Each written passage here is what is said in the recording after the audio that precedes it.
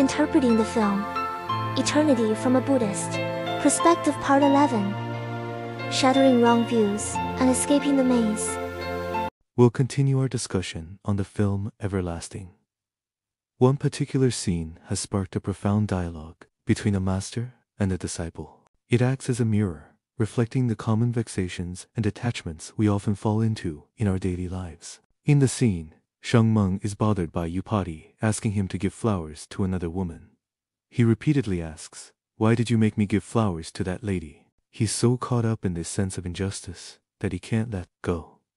This obsession stems from a deep-seated feeling of being wronged.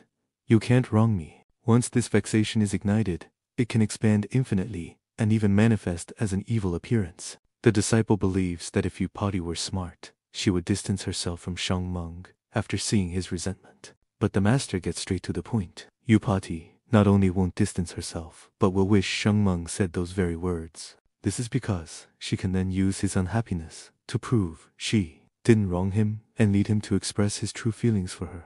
This seemingly sweet misunderstanding is actually a dangerous setup.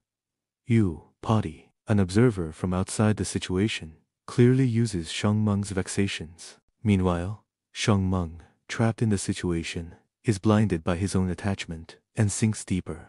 The core of this dialogue reveals the principle that an outsider sees more clearly, while those involved are confused. The disciple realizes this and now understands that when someone shows this kind of stubbornness due to vexation, she should be wary and stay away to avoid endless suffering. However, the master's view goes a step further. True wisdom isn't about avoidance, it's about salvation.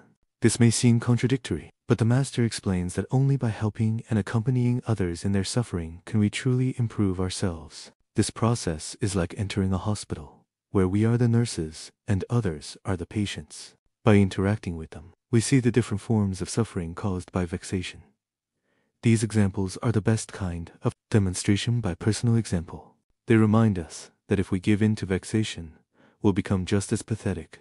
By taking an observer's perspective, we can clearly see the harm of vexation and become more resolute in not being swayed by it. This is why it's said that sentient beings complete the Buddhas and Bodhisattvas. Without sentient beings, there would be no Buddhas or Bodhisattvas and no examples of suffering to learn from. We achieve enlightenment by observing the vexations of others, just as the Buddha's teachings reveal, enlighten, and enter.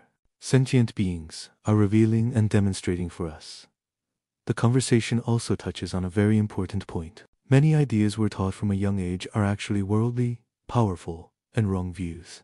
Take the governor's wife, for example. When Sheng Meng is late, instead of getting angry, she says in a gentle tone, "Where have you been, my little angel?" The disciple thinks this behavior would be seen as phony or sucking up by most people. But the master points out that this is a sign of cultivation, always creating good causes and forging good connections. The governor's wife isn't affected by anything, maintaining inner peace and kindness at all times. In contrast, most of us in the same situation would become angry, create bad causes, and ultimately face bad consequences. The master further explains that sucking up and flattering aren't necessarily bad things.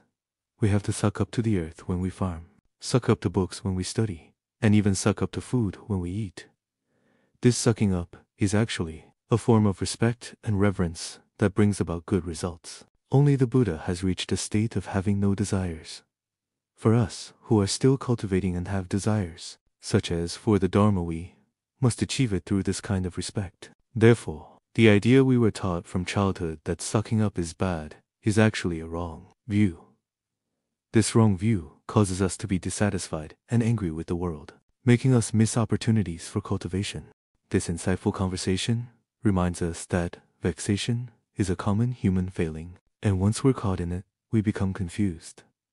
Cultivation is about learning to be an observer, becoming enlightened by watching others' vexations, and thus avoiding the same path. We should also be wary of the powerful, wrong views we've been taught since childhood, such as the bias against flattery and sucking up. These seemingly correct ideas actually prevent us from building good connections with the world, and cause us to miss countless opportunities to create good causes and forge good connections. Have you ever been bothered by a small thing?